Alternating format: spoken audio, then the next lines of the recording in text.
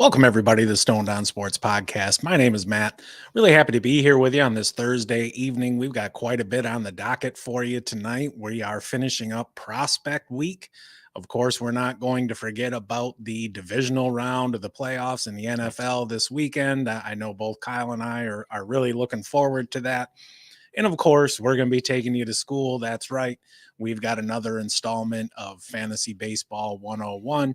And today, with that, we're going to focus on monitoring the minor leagues and why it's important. Kyle, I know we've been digging through the prospects this week, and a lot of sites don't have their 2024 lists out, but we've still been able to unearth a few gems here this week. Heck yeah, man. I'm glad to be here, talk some prospects, talk some football again, talk some fantasy baseball 101. I see Dubo's in the chat as always. Thanks for What's up, joining. Dubo? Thanks for joining, brother. Always glad to have your support and hang out here with us and interact and talk with us and bull crap with us. Ooh, saved it. I almost said bull something. Proud of you. Yeah. But no, yeah, finishing up the prospects. We talked 10 the other night on Tuesday. We're going to talk another 10 tonight, mix of some pitchers and some hitters and some hopefuls for, the beginning of the season. Looks like a lot of them are midseason hopefuls. The first one I will start with is, Coby Mayo. That's a great name, Coby Mayo. Third base. Wonder if he's a Miracle Whip guy. Yeah, I'm not sure. Interesting. I don't know. Played last year in Double and Triple A. Hit 290 with 504 at bats. Had a 974 OPS though. Only walked 93 or walked 93 times, which is excellent. Did strike out 148 times. He's a big guy, 6'5". Finally developed his swing. I think that he won't be a batting average standout, but he should walk enough to make up for it. He could peak, in his career somewhere along the lines of a Pete Alonso, a Max Muncy, maybe. I have him projected. Not this year, obviously, but I think you might see him later this year, though. Yeah, there's a good shot. And when he originally made the jump up to Double A, he was really struggling with his plate discipline. He had a 34.5% strikeout rate in 2022, but he settled in nicely last year at Double A and Triple A. He lowered that K rate by about 10%. It really showed off his power. He had 45 doubles, 29 home runs. He had a 270 ISO. The Orioles have another good one on their hands there, and it seems like nowadays their farm system is just absolutely stacked. So if you're a fan of the American League East teams, and I'm looking at you, Blue Jays, it's going to be a tough road to hoe for those other teams, especially if Baltimore can get their pitching figured out. For sure. They were a great team last year. But Mayo, he's got massive power potential. Steph definitely been obliterating some balls to the pole side in particular. Yeah, I'll be following this guy. Somebody on my radar for sure. Absolutely. And speaking of Blue Jays, he's here with us. Hey, gents, how's everyone doing? Fantastic, brother. I'm always great on podcast day. Heck yeah. All right. So let's move along. And Blue, this one's for you. Mm-hmm. We got left-handed pitcher Ricky Tiedemann, Toronto Blue Jays. He is their number one prospect. He still has some work to do lengthening out. And by that, I mean, over the past couple seasons, he's really only pitched about 70 innings. He has elite strikeout upside, though. He struck out 81 batters in 44 innings. He's got that low arm angle, and I was watching some of his delivery. It reminds me a lot of Chris Sale. He comes at you from that left side, and it's almost like his arm is at 90 degrees, almost like a sidearm pitcher. He induces a lot of ground balls, and he actually satisfies the Kevin Brown quotient. And what I mean by that is somebody who has a combined 75% of strikeout percentage and ground ball percentage. if you're striking out a lot of guys and if you're keeping the ball on the ground, chances are you're going to be a pretty damn good pitcher. He does walk some folks. He averages what do we got here? Almost 5 walks per 9 innings. And to put that into context, major league average is about 3.3, or it was last year. But again, he's got that just elite strikeout potential, which is what you really want, especially in points leagues, because they count so much. Long term, I think he's a rock solid SP2. Yeah. Did you mention his K per 9? I had him last year at 16.8. Yep. 16.8. That's crazy. 82 Ks and 44 innings pitch. You mentioned his durability. That's a big concern. So is the incompatibility between his fastball and his changeup. Two pitches that require different release points, and he's kind of tipping his hand a bit. So they got to get that fixed, but another midseason hopeful this year. Yeah, absolutely. And especially when you're talking about going from fastball to changeup, and he has an opportunity to have an elite changeup. What you're looking for is the delta in the speed between the two, and you want to shoot for about 10 miles an hour difference.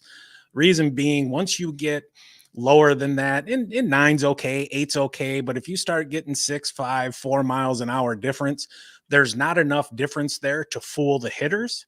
Even if you are coming with a very similar release point and arm angle, even if you are an elite tunneler.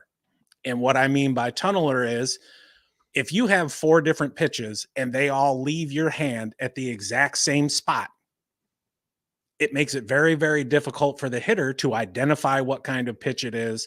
Absolutely. Gauge the speed, gauge the trajectory, decide to swing, and then swing. Because we all know, like, they already only have about 0.2 of a second to make that decision. And if everything looks the same coming out of a pitcher's hand, it makes that decision even that much harder to make. In a split second. But he's a hell of a prospect. Blue Jays says he loves Ricky T. I don't blame you, brother, as long as he can focus on his durability. And look, it's going to take a minute for that. You don't jump from 70 innings to 150 innings in one season. If the Blue Jays are smart, they're going to work him up slowly. I think this season they'll probably shoot for around 100 innings, and maybe he gets a cup of coffee this year up in the show as well. Yeah. Let's see. We got Jacob Misiorowski, right-handed pitcher for the Brewers. Guy played everywhere last year. Started in low A, then high A, and was promoted to double A. Was 4-2 with a 3.41 ERA, 1.18 WHIP. He pitched 71 1/3, 110 Ks. Pretty nice. His fastball and slider are very effective. He's also 6'7", 190. You saw from the picture there. Very lanky guy. His fastball and slider are, like I said, top of the scale. He's got this low release point with that long 6'7" reach. He's can hit triple digit velocities and make him appear even faster. So kind of reminiscent of Tyler Glasnow in his Swabby days, I guess. So I like him too. He'd probably be more a late season look as far as what I'm researching, but we'll see. Yeah, and one thing to keep in mind when you have really lanky guys like that is they tend to struggle with their command. Mm-hmm. Last season, he allowed as many walks as he did hits. He allowed 42 of each. Yeah. Like you were saying, though, dude throws absolute gas. Both his fastball and slider are 70 grade pitches, and the slider really profiles as a dominant out pitch. The Brewers have had some success in recent years with developing pitchers, and I look for that to continue. He's one hell of a prospect if they can harness all that movement that's going on at one time when he's out there on the mound. Yep. Agreed.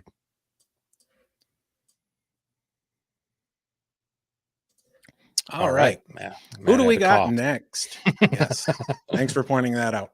I'm like, so we got right-handed pitcher Tink Hence from the St. Louis Cardinals. I know Ramey is probably thrilled that we're talking about Cardinals prospects. He has 2 above average pitches. His fastball is a 60 grade. His curve is a 55, projects to a future 60. The changeup needs work, but it projects is slightly above average. He is somebody who you want to pause with. He allowed more hits than he had strikeouts at AA, and that's generally not something that you want to look for. At AA, he averaged 10 hits per 9, 4 walks per 9, did average 9 strikeouts per 9, but he was only going out there for 4 1/3 innings per start. And you're going to need a hell of a lot more innings out of him than that if you want him to be part of a successful fantasy team. Yeah. His strand rate was down 20%. His ground ball percentage was down 16%. Home run to fly ball rate was up 10% from 22 to 23. He had a FIP over 4, which was up a point and a half, jumping from single A to double A. His ERA more than doubled, up to 5.47. So there's some work to do there, but there's also a hell of a lot to work with this kid. There is. His delivery is extremely it's pretty, it's athletic, I should say. Got that upper 90s fastball that you mentioned. It just explodes out of his hand. He's a smaller guy, he doesn't have prototypical, starter size. But he still screams ace upside to me. Listen, pitcher development is non-linear.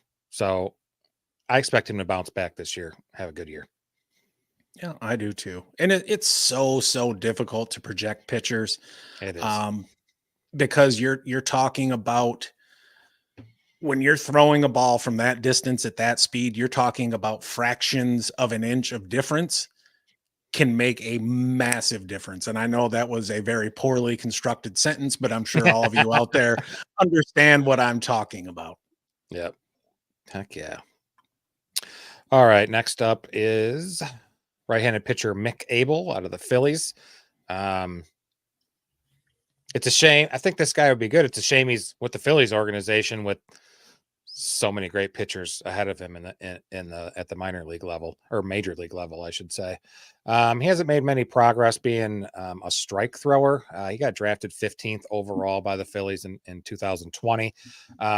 He's pretty effective, even with the high walks. He pitched like 113 innings last season, had 65 walks, 132 Ks.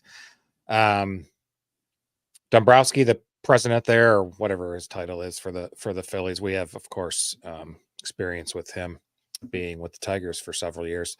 He's already announced that he's not going to be, he won't be making a play for the rotation out of spring training. He didn't rule up, potentially coming out at some point this year. But when you got Zach Wheeler and Ranger Suarez and Nola and Christopher Sanchez, it's hard. They're all returning, and it's going to be hard for you to make that lineup with how good the Phillies rotation is. It is. I mean, what he's got going for him is he's a 3-pitch pitcher, and he's got a slider that profiles like an out pitch. He's had consistently high strikeout rates across 3 levels. He dipped his toe into AAA, only had 1 game started there. He allowed a 187 batting average against last season in AA, but he gives up some dingers, and you were talking about it, he walks too many, almost 6 per 9 innings. That's not something that's going to play at the major league level. You cannot give up free passes like that because you will get burnt. You will. And I guess the positive about Abel is there's no pressure for him to make the club or help the club this season. He can just work on his stuff, get better, and try and make his debut next season. Yeah, and in between him and Andrew Painter, the Phillies have a couple legit pitching prospects. They do.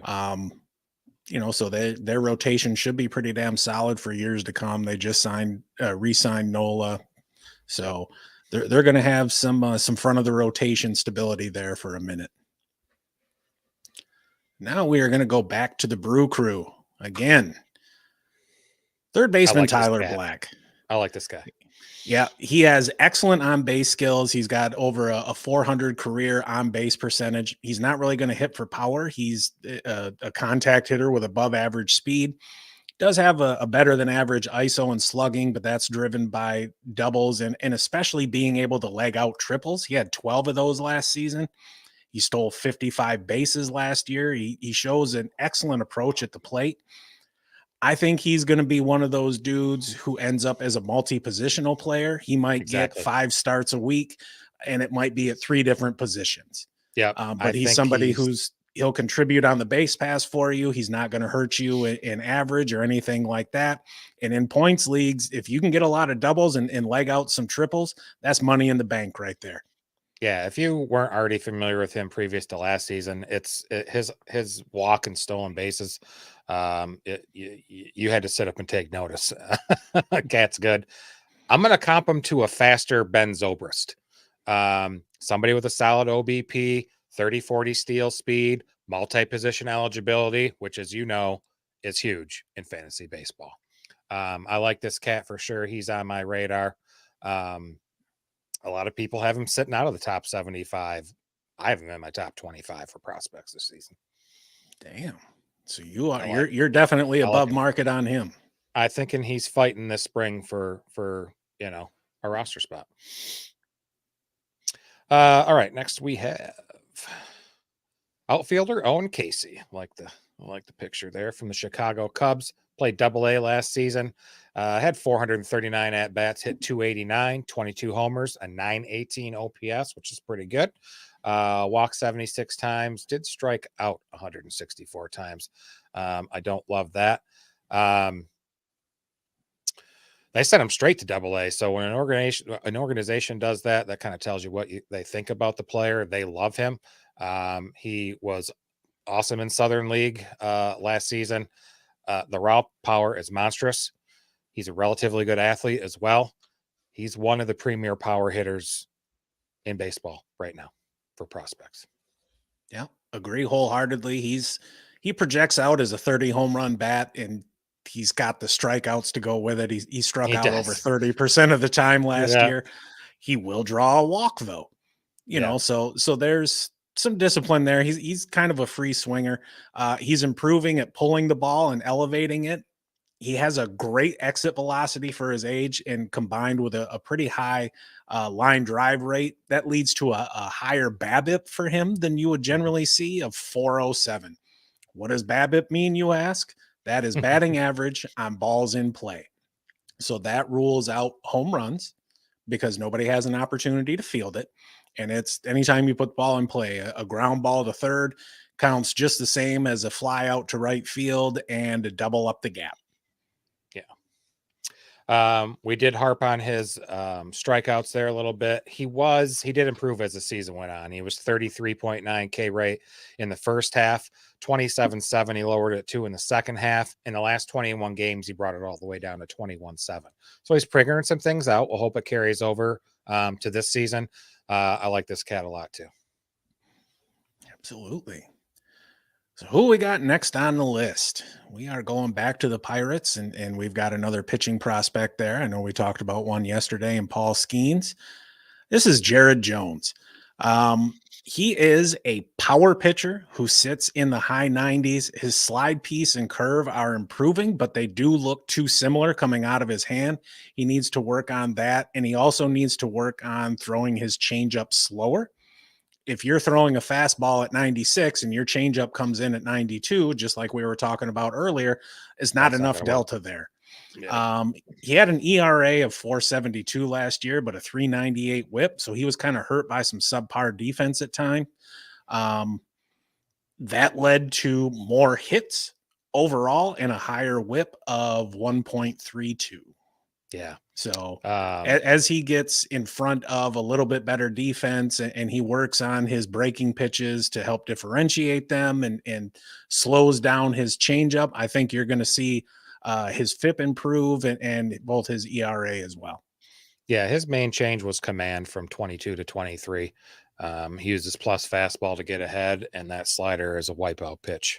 He finished plenty of people that way, but you mentioned his 4.72 ERA, struggled in AAA last season, or he might have actually debuted last season, but I didn't want to take a chance at that. So he definitely somebody I could see being on the roster at some point this season. That takes us across the country to Colorado. The Rockies outfielder Zac Veen played in Double-A ball last year, hit 209 with 172 at bats, just 2 home runs, 22 stolen bases though, a 612 OPS, 23 walks, and 43 Ks. He's been a sub 200 hitter since he got to Double-A late in 2022. He had a hand injury as well that has slowed him down a while, but taking that into account, it seems kind of too early to write him off. He was Virgin top 10 status prior to the injury. A lot of people comparing him to Kyle Tucker. He was the 9th pick in the 2020 draft. We'll see. He's a hopeful for midseason, but we'll see. He's high contact guy, can hit it to all fields. He's got some speed with just a little bit of pop. Yeah, absolutely. And it's almost like you took my notes verbatim. Has a little pop, excellent speed. He's got seasons of 50, 36, and 22 stolen bases. Yeah. He's got a good frame to fill out into. And he's going into a fantastic home ballpark there in Colorado. Oh, yeah. And since we're talking about minor leaguers, this is something that's important to remember. There is the Pacific Coast League. All right. And that is just like it sounds. It's ballparks out west. The vast majority of them are at elevation.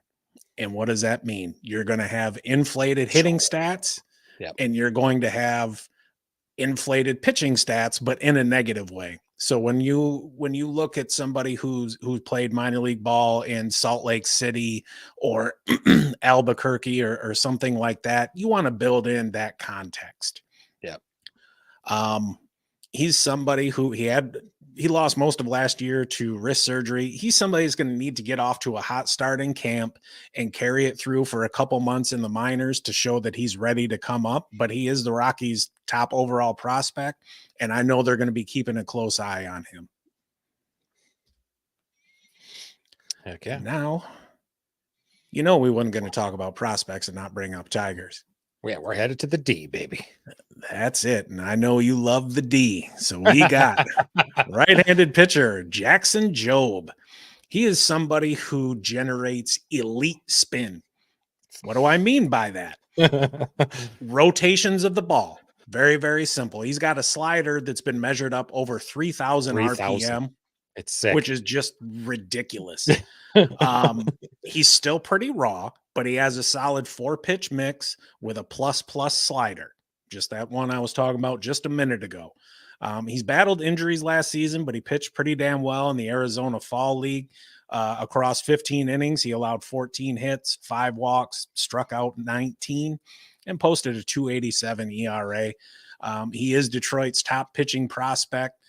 Is he going to be up this year? Maybe he comes up for a cup of coffee in September. Is the Tigers broadcast team there, Dan Dickerson and formerly Jim Price, say, bring him up, let him see the tall buildings, let him get a taste, send him back down, and then get him ready for the 2025 season, where if he continues to develop the way that he has, and if they can put a little bit of polish on him, maybe he breaks camp with the big club. Yep. Yeah, it's 3rd pick in the 2021 draft. We were stoked that they grabbed him. That just the spin rate, dude. That's just a jaw-dropping characteristic. That's sick. I think he could be the Tigers' ace of the future. That's only if he can stay durable. He only pitched 64 innings. He had some back issues last season that lingered for a couple months. So yeah, late season look is what I project as well. Come up and enjoy your cup of coffee. Absolutely. All righty, that wraps up them 10 players for the minors prospects. Jeez, can't talk today, or any day for that matter. Let's talk some football. You want to talk some football, Matt? Some American football? Hell yeah, I want to talk some football. All right. You know what? Why don't we just start off? We'll run through the games in order. All right. So first off, we've got the Texans at the Ravens. Ravens are laying 9.5 with a total of 43.5, according to DraftKings. In a situation like that, I'm really torn between, do I want to lay points or do I want to get points? I think Houston has enough to hang around. I don't see them getting blown out. I think if I was going to bet this game, I would take Houston and the points, but maybe I bump that up to 10.5 as opposed to 9.5. Yeah, the odds are going to be reduced a little bit, but I'm a little more comfortable with that number. The total, damn, I don't know. I think that might be just about right at 43.5. These are a couple of defenses who generally played pretty well over the last half of the season. Baltimore's had an excellent defense, all season long, but I believe I saw earlier Marlon Humphrey is going to be out for this game. They're still going to have Kyle Hamilton, but he's banged up.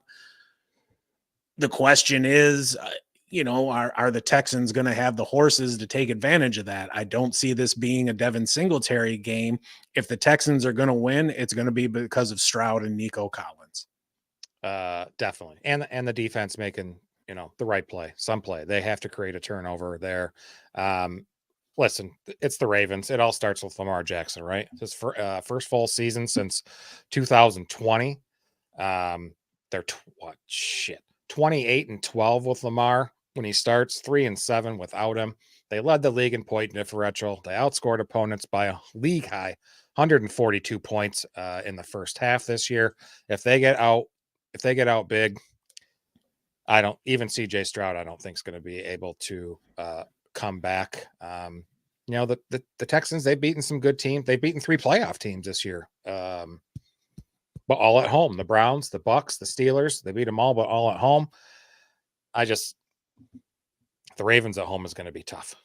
The only team that gave the Ravens any fits this season was the 49ers, honestly. And the Rams did a pretty good job. Oh, yeah, they had the overtime game with the Rams, I suppose, as well. And the Colts did beat them there at home. I don't even count that game. But, I think they take it. Home teams have posted, since the expansion of 32 teams in 2022, home teams have a strong 57-27 record over that span. Last year, the home teams went 3-1 in the divisional round. We'll see. We will see. Oh, I mean, and you're right. If Baltimore gets out to a lead, especially there in the first half, coming out of halftime, they're going to take the air out of the ball, and they're going to sit on that lead. They're going to keep the clock running, and they're going to make Houston play catch up. Now, is Houston equipped to play catch up? Kind of. When they had Tank Dell and Noah Brown, they were better equipped to do it now than, just kind of having, John fucking Mechie and whatever other scrubs that they run out there, Robert dudes that I've never even heard of who are going to be selling insurance in 6 months. Right. It's a tall order. The UFL's coming. They'll play in that. Awesome. League. Well, there you go. There's a little bit of job security for them. If that's what it's called now, I can't exactly remember if that's. Yeah, United Football League, because the XFL and whatever other shit that nobody watched merged. So yeah. Packers, another young team like the Texans, going down the road against their number 1 seed, the 49ers. They're favored by 9.5 with a total of 50.5. That's probably about right with the way these teams can fucking score. Jordan Love throws, multiple touchdown passes, seems every damn game. I still think the 49ers got this. I'll take the points with the Packers. I'll take the plus 9.5 with the Packers. I think they can keep it close. We'll just have to see. The Packers had a huge game last week. Nobody really gave them a chance to go down to Dallas and upset the Cowboys. So another tough game for them. We'll see if they can do it. Yeah, they're a team they're definitely playing with house money at this point. Oh yeah. As crazy as it sounds, and as much as I hate to say this, because FTP, I see a path to victory for them. Mm-hmm. Now, is it the most likely outcome? Absolutely not. But at the same time, with that group of receivers that they have, and with the way Jordan Love is playing, if they get into a shootout, I think that is bad news for San Francisco. All Brock Purdy's turnovers came in games where he attempted more than 30 passes. Yeah. Yeah. And if you can get in a position where he's dropping back 30, 35, 40 times, I think they can take advantage of that because, the Packers defense has not played that well as of late, but they've played well enough and they've made the plays that matter to get them the wins that they've needed to. I mean, number one, to get into the playoffs, number two, to go down in Dallas and win convincingly. Yeah, Dallas put up a lot of yards and everything. That shit was garbage time. Period. Oh yeah, all of it. That's what it was. Do I? Green Bay winning is not the most likely outcome.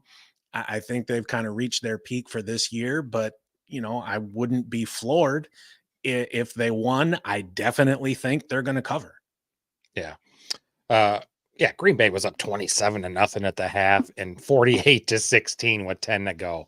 Those are, I think, what the Cowboys got the 32 points. Yeah, you're exactly right. Garbage time. Green Bay's offense has just looked so much better in the last month. They've scored 30 points 3 out of the last 4 weeks. Over the first 14 games of the season, once. So I think you really got to give a lot of credit to Aaron Jones as to he's making that offense go. Green Bay needs to get out to a big lead. Over their past 9 games, they've scored 2.78 points per drive in the opening half of games. The first 9 games of the season, they were shitty. They were like 1.02 points per game in the first drive. So they have definitely figured some things out. Matt LaFleur and Jordan Love are coexisting, and right now it's looking like a beautiful thing. So we'll see what happens. This is a nice deal because LaFleur and Shanahan work together at I know Washington, Houston, Atlanta. So we'll see. This is the 6th time they've faced each other. Shanahan's won 3 of those games. Nice. Yeah, and this season has been interesting because in years past you had LaFleur there and you had Rodgers there, and he was just kind of doing his thing. We'll say sometimes within and sometimes outside the structure of LaFleur's offense. And now you've got Jordan Love, who is running LaFleur's offense the way he wants it run. Mm-hmm. And you're seeing the results. Earlier this year, it was a little bit choppy. But as the season has gone on, you've seen Jordan Love get more comfortable. As Aaron Jones has come back, you're exactly right. Over the past 3 weeks, I mean, Aaron Jones has been vintage. Huge. Aaron Jones. He's looked fantastic. And I think right now, probably the best thing for that offense is for A.J. Dillon to not play. Because if A.J. Dillon plays, then they're going to be tempted to put him in, and you're just not seeing the results from him that you're seeing from Aaron Jones. Ride Aaron Jones, beat his ass like a government mule, and just run him into the ground. Yeah, I think I wholeheartedly agree there. Go with the hot hand. Just go with them. But all right, man. Lions, second home playoff game. Never get here. Oh my God, it's amazing. Bucs are coming to town. Week 6, we went down to Tampa Bay, beat the Bucs. We had some people out though. Right guard Jonah Jackson was out. Gibbs was out. Brian Branch was out. Monty got hurt in the second quarter with that rib injury, so he went out. So it was the Craig Reynolds show. And if you recall, Craig Reynolds threw the fucking greatest block I've ever fucking seen to spring ARSB for that touchdown, where Craig Reynolds had no fucking business being there to be in position of that block. You saw him speed up and try and get up there ahead of ARSB to block for him. And they were just trying to pick up the first down. Fuck it. ARSB was able to get to the end zone. I loved it. So another rematch. I think 3 out of the 4 games this weekend are rematches from the regular season. No kidding. Yeah. I see the hell's that dickhead's name? Chris Godwin popped up on the injury report. Oh, look, does Tampa Bay have the players to win on the outside and attack Detroit's defense where it's most vulnerable? Absolutely. And Baker Mayfield, to his credit, he's played pretty damn well this season, all things considered. I mean, he comes in having to take over for Tom Brady, which is no easy task. Our Lord and Savior. Right. Regardless of venue. And he's held his own. Rashad White has really impressed after he got off to a rocky start. I just don't think they have. It's not going to happen. Like the Buccaneers are not going to win. Maybe they covered. That's fine. I don't give two shits if they do. Um, Detroit's getting the dub in this game. We're going to be back in the NFC Championship for the first time since the 1991 season. Hopefully, we get a slightly different result than that year, because your boy here has a little wager in on Detroit to win the Super Bowl, and I would certainly love to cash that ticket and take a little bit of a windfall. When they played earlier this season, Kyle, you were exactly right. Detroit was banged up. Monty went out in the second quarter. They're going to get a full, complete dose of Monty. They're going to get a full dose of Jahmyr Gibbs. Laporta has been a full participant at practice somehow. Praise be to Brady for allowing that to happen. And Jared Goff is playing with some confidence and a little bit of swagger. And look, he's no stranger to playing in the playoffs. He's taken a team to a Super Bowl before. He has that playoff experience. I like Detroit. I think the game goes under 49.5. I think it's going to come in somewhere around 45, maybe. I could see it being a 24-17 kind of game, 24-20, something like that. Don't judge my math skills. I work at a bank, but I work in operations. So I'm not messing too much with other people's money there. That was Tampa Bay failed to score a touchdown in that game. That was one of only two games where they didn't score a touchdown this season. They were negative 11.7 expected points added. That was their worst game of the season. I think the Lions defense is playing a little better, at least a little more cohesively, I'll say. They are, and you've had some people return from injury, some key pieces, and it takes a little bit of time to get that chemistry back.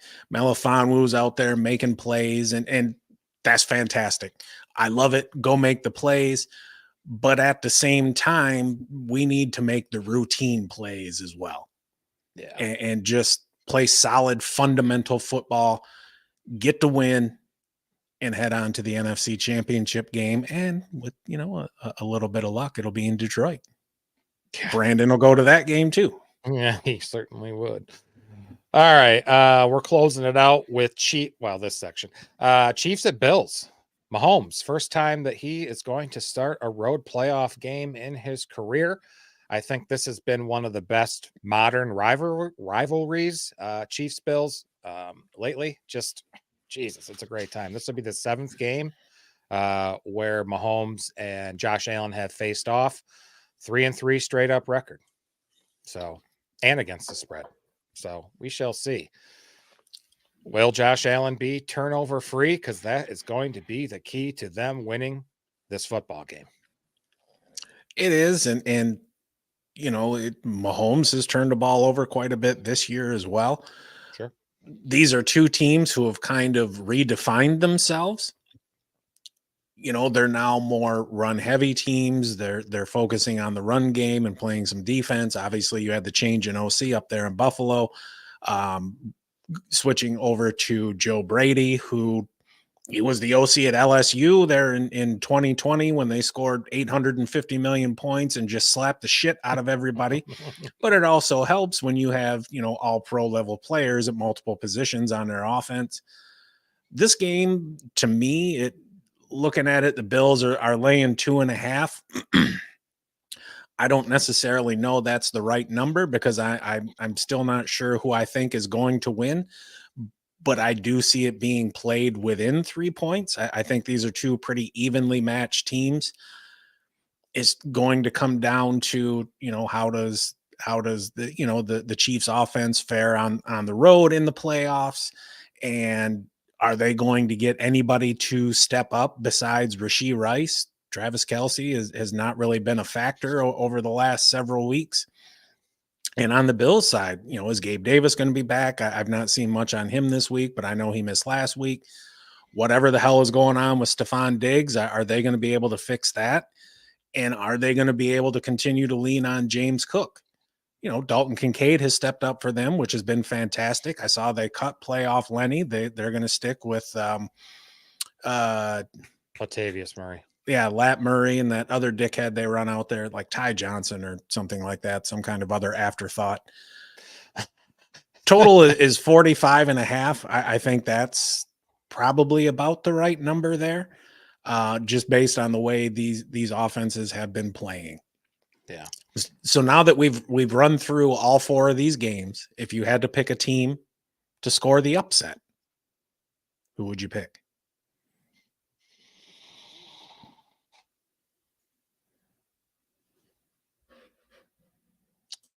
Packers.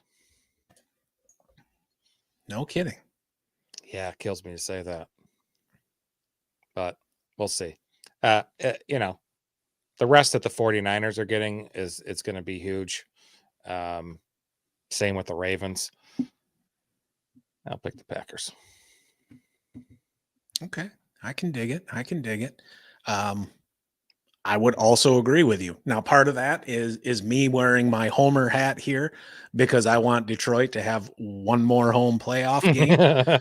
Yeah. And I've been talking to, there's a few idiots at work who are Packers fans, and part of the time I pity them, and the other part of the time it's just like, what the hell is wrong with you?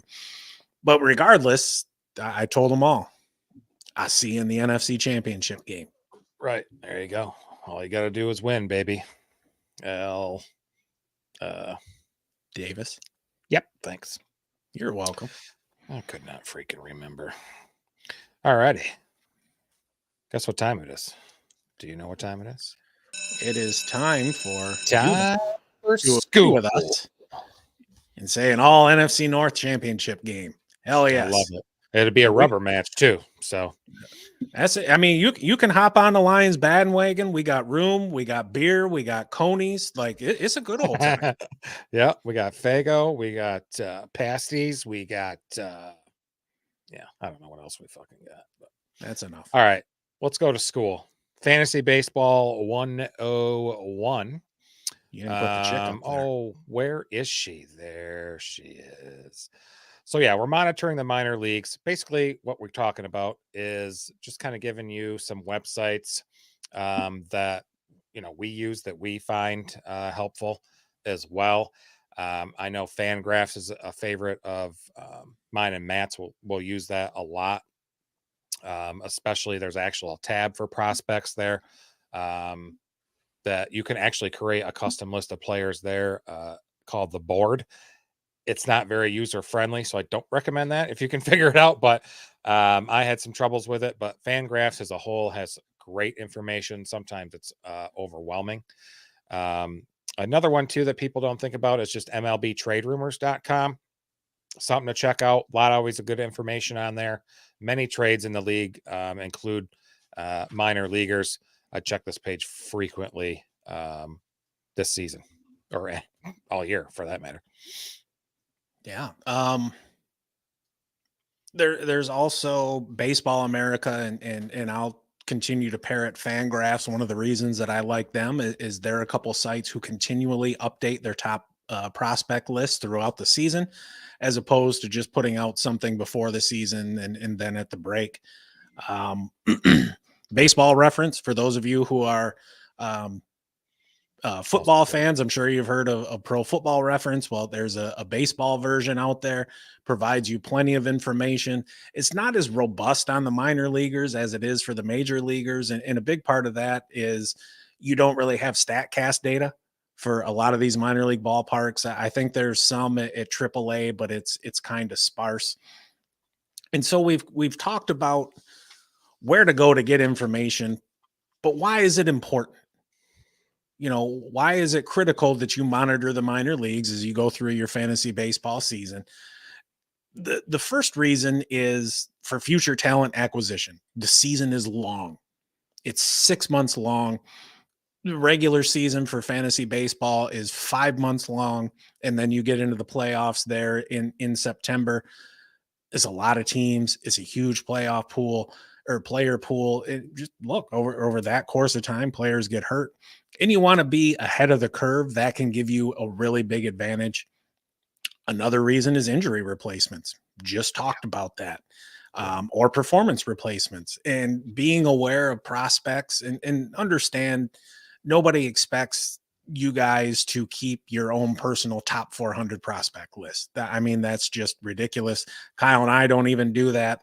I'll have 10, maybe a dozen that I want to keep an eye on, but that really comes in handy when you take a look at who's on waivers, and it's a bunch of Jags, a bunch of dudes who are just guys. They're also important for trade value. People tend to overvalue prospects, especially those who get off to a hot start. For whatever reason, everybody wants the shiny new toy, right? They want to be the smartest dude in the room. They want to unearth the next Mike Trout or the next Mookie Betts or Ronald Acuna or whatever it may be. Truth of the matter is, that dude hanging out down there at AA for the Pirates, he's not the next Mike Trout. He's not the next Mookie Betts. He's not the next Ronald Acuna. He might be some asshole who's going to get a few plate appearances because somebody got hurt. But that's it. Yeah. And it's also nice if you're looking to trade, you can take advantage of that and include, if you've got a prospect stashed, hey, I'll give you this pitcher and I'll throw in this prospect. And then people, they get all the Twitter. Oh my God, I can get the prospect too. He's going to be the next greatest, next best thing. Bullshit. No, it ain't. But you can fleece that other owner. Sure. Yeah. Very rarely does that happen. Where they just turn out to be frickin', Michael Jordan of the baseball world. It helps with strategic planning. If you're in a league that has some minor league roster spots and you see somebody's getting called up, but you can still keep them on that minor league slot for a while, there's going to be times when that makes sense. Understanding who to stash, when to trade some of these players. Again, you don't need to monitor the entire minor leagues, but just go to your favorite team's website and look at their prospects. Pick out 2 or 3 guys, especially if there's somebody who's ranked in the top 100, 150, something like that. Yep. And then the last part, at least to me, and the most important one, is it gives you such a competitive advantage. You're going to have a leg up on those other team managers who don't pay attention to the minor leagues. It'll help you understand who to choose. If you need an injury or a performance replacement, do I take a prospect or do I take a more established player who may have, a lower floor, or a higher floor, but a lower ceiling? And when you are faced with decisions like that, where all other factors being equal, go with a younger player. Yeah. Agreed. What else did we have? Oh, did you want to show that one website? I don't know how to share the screen. The one that looks like it was created in, like 1998. You think so? The Cube. Yeah, it's old school. Not the Cube. Not the Cube. The first one. Oh, the player tracker. Yes. Gotcha. All right. Share your screen for that, because then you can easily share your stuff or save your stuff right here to the players you want to track, the 12 players, 20 players, whoever you want. It's something I'm going to use because I thought it was pretty neat. All right, here we go. And this is right on MLB.com, just the main page for Major League Baseball. And we can drop this link, I don't know, on the socials or somewhere. Yeah, I can do that. You go over here to player tracker, you type in a last name. Let's go with who's somebody we talked about earlier. Joe. Fuck it. Colt Keith. There you go. You pick him. And here he is. Here's all his stats across L, I believe, his levels, his at-bats, plate appearances. All that information is right there. Yep. And then you can hit the share list there over to the right, the blue, and then it creates a link for you. You can just save and bookmark, and that'll save that list. And then you can add, delete, subtract, whatever with your list. It's definitely something I'm going to take advantage of and keep. So came across it today. Thought I'd share with you fellas.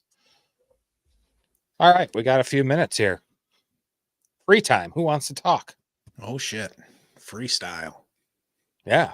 Fuck it. We're doing it. Get rid of this damn banner. Blue Jays, if you're still there, how you feeling against the Chiefs? The Chefs, I should say. Who the hell are the Chefs? Yeah. Dubo, who you got winning the Super Bowl now that we're down to 8 teams? I'm curious what everybody's opinion is. I have my very heavily biased opinion. Yep, you sure do. But understand, even if the Lions don't win the Super Bowl, this has been a hell of a year for Michigan football, for Lions football. Like, this has just been fantastic. Like, I don't, how could you ask for more? There's Sway. Well, sorry, Loins. He was looking at where did the Loins play? Dubo's got my picks: Lions versus Ravens. Very well could happen. Yeah, very well could absolutely, and hopefully it would turn out a little bit better than their first matchup. That was just some bull-ish. We'll just throw that to the side. We got our dick knocked in the dirt that game. It did, I was hyped for that game, and we just came out looking like shit. They had the much better game plan and stuck it. Really put it to us. Lions take it in a thriller. The year of the cat. El Gato Grande. I'll take it. All right, and we appreciate your support, Dubo. Like I said, plenty of room on the bandwagon. And we don't have those bullshit Detroit-style conies. We got the good Flint-style coney. Detroit-style coney, that shit's a chili dog. Looks like soup dumped on a hot dog. It's the year of the dragon in the Chinese astrology stuff. Yeah, but that doesn't benefit us. No, it doesn't. No, if it was the year of dragons the cat, because dragons aren't real. And that's why I've never watched Game of Thrones. There's too much disbelief to suspend. I watched the first 3 seasons and then I couldn't do anymore. So, oh well. Fargo was great though. I don't know if you guys watch a lot of series, but the 5th season of Fargo was pretty good. Let's see. You got a good squad. Expect some cheap shots from the D. Oh, don't get on that thing. The funny thing about that was Kirby Joseph taking out Higbee, wasn't it? Yeah. I think. Caused him an ACL injury. There was a hit on Laporta, same kind of deal, low to the legs. That guy already has a freaking leg injury. That was pretty much a carbon copy of the hit of Kirby Joseph, and nobody's bitching about that. So it's the NFL. These hits happen. It's a perfectly legal hit. Kirby Joseph hasn't been fined one time this season. So, and you got to remember too, like Kirby Joseph has given up like 50 pounds to these tight ends. This is true. You're not going to hit them dudes high. But even if he is a dirty player, you know what? Fuck it. We're in the playoffs and you ain't. Says, I knew that strike a nerve. Just fucking with you. Oh, I knew it. I know it. It's all good. I appreciate it. Coming with receipts. Boy ain't even been fined all season. If he's dirty, he'd have been fined and suspended. But I mean, that's how they teach you to tackle. Go for the thighs. It was a legal hit, and until that hit's not legal, then fuck it. Keep doing it. Absolutely. Anything you got to do to keep winning, I'm okay with. That's it. I am perfectly fine with the Lions lying, cheating, stealing. I don't give 2 shits. Just get the ring. I don't care how you get there. Well, we're owed a few over the ways that we've been screwed in games over the years. Too many to mention, but and it's happened to all football teams. The Bills, the Vikings, everybody's gotten screwed. Just seems like it happens to Detroit more often, but that could be like confirmation bias as well. You had a lot of Rams fans complaining about some pass interference calls there, and them saying that it was one of the worst pass interference calls in NFL history. And then, of course, somebody smartly replied, it's like showed a picture of the Rams Saints game. And that in the NFC Championship, which was just so fucking blatantly pass interference draped all over him. And, you know, it happens, folks. It does. And referees are human and they make mistakes, unfortunately, and it fucking sucks. Yes. And they also have biases, specifically against the Lions. Yes. Is Jim Harbaugh staying at Michigan? Is he? I hope so. It's the off season where he always sniffs the NFL. Last season, he had an interview with your Vikings, Dubo. Or 2 years ago, was it? Shit, I can't remember. 2 years ago. Was it 2 seasons? I think this is O'Connell's first year. So I think it would have been last off season. No, they had O'Connell last year because Hawkinson went there last year and he was the coach. That's right. So it was 2 seasons ago that he interviewed with the Vikings and didn't go. But there's a lot of smoke around him going to LA right now. There is, and I don't understand this protection thing for this termination protection clause from NCAA findings, and I don't understand it. Just give it to him. Give him his $11 million a year. Give him that. Let's keep him.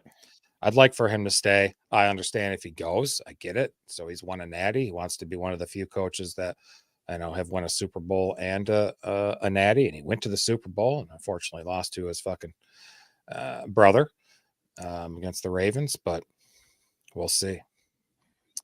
Dubo says, what's he got left to do there? He'll grab the bag and go. And part of me thinks that too, I mean, it was 2020 and they wanted his head. Can you imagine if they would have terminated him and we wouldn't have got no fucking natty this 10 days ago? Wouldn't have fucking happened. Nope. Sure wouldn't have.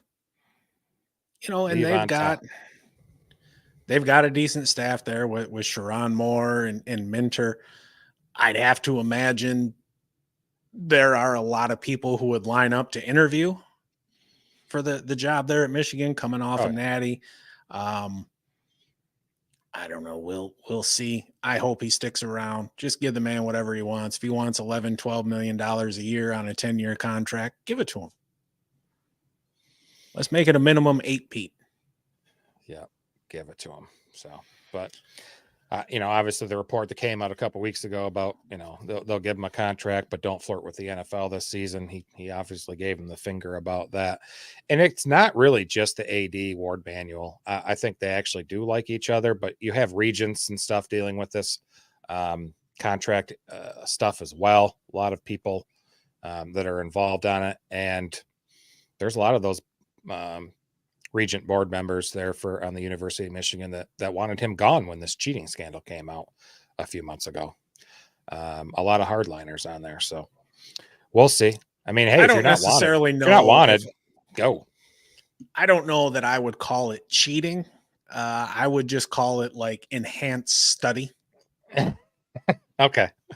I like that. Enhanced study by a guy who travels to all the games and videotapes the shit with a phone and sends his friends to do the same and whatever. I mean, fuck it. I mean, the cheating scandal came out. Of course, all the teams that we played from then on out were doing their best to keep everything buttoned up with their signals and this and that. And it didn't fucking matter because we beat them all anyway. Yes. Big programs too. Penn State, Ohio State, Alabama. Mm-hmm. Michigan's the national champions, and I'm going to keep riding this until they're not. That's it. To be the man, you got to beat the man. So, all right. I think it's about time to wrap her up. Those of you that stop by to hang out, we appreciate it. Everyone who subscribes, we really, really enjoy your support, and we're humbled that you would choose to spend your time with us because at the end of the day, the most valuable thing that you have is your time. Yep. I agree. I don't have anything. I'm excited to watch some playoff football this weekend. Excited. I'm thinking about college basketball too. I don't know if Blue Jays and Dubo are college basketball fans or not, or Sway for that matter. No, but Sway's a boxing fan. Just don't take betting advice from him because you'll ask him too. Hey, who's going to win a fight? And then he'll tell you, and then you come back afterwards and say, oh, well, that's who I wanted to win, but I knew the other guy was going to win. It's like, well, I wish you'd have told me that $50 ago, but whatever. Got nothing but love for you, brother. Dubo says he does a bracket. Everybody. I bet heavily on the definitely the first weekend of the NCAA tournament. I take that long weekend off. Matt and I usually get together for that weekend and chill around with 3 or 4 TVs in front of us and betting and eating good for sure. But, hell yeah. All right, man. We'll see you guys again Tuesday. That's all I got. Peace. And that's all you're going to get. See you, folks. Oops, wrong button. There we go. And